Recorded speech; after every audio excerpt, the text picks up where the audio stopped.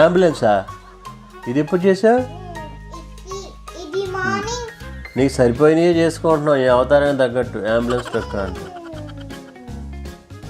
నేను దాంతో ఆడి అలసిపోయాను, ఆకలేస్తుంది. కనీసం డిన్నర్ అన్న ఏమైనా ఉందా ప్రాపర్గా తినడానికి? అదన్నా తింటా, ఎంజాయ్ చేస్తా.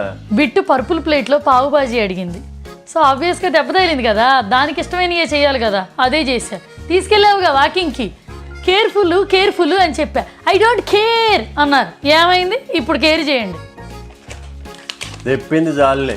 ఏమే ఒక్కరోజు నా కోసం ప్రేమగా పావుబాజీ వండావా? అది అడగగానే వండావు, చక్కగా మళ్ళీ పర్పుల్ ప్లేట్లో పెట్టి మరీ ఇస్తున్నావు. పడింది అది, పరిగెత్తింది అది, పావుబాజీ కూడా దానికి. ఒక్కోసారి అంతే జాను, దెబ్బ పక్కన వాళ్ళకి తగిలినా నొప్పి మనకు తెలుస్తుంది. ఇదే కావాలి దాని రియాక్షన్.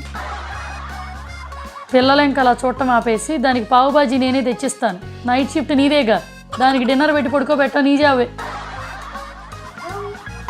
పట్టు మరి అడిగావు కదా.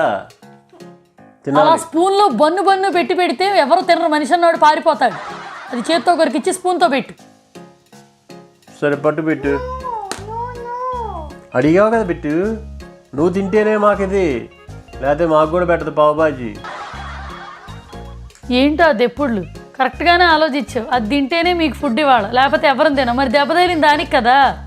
నీకు దండం పెడతా, తినవే పెట్టు. నాకు ఆకలేస్తుందమ్మా. దానికి పెట్టి నాకే. అదేమో నన్ను తినమంటది, నువ్వేమో నోటి దగ్గర పెట్టుకుంటే నీకు కోపం వస్తుంది. పిల్లలు గడ్డి తినమంటారు, తినేస్తావా? తినవుగా. పావుబాజీ అనేసరికేగా నాకేస్తున్నావు.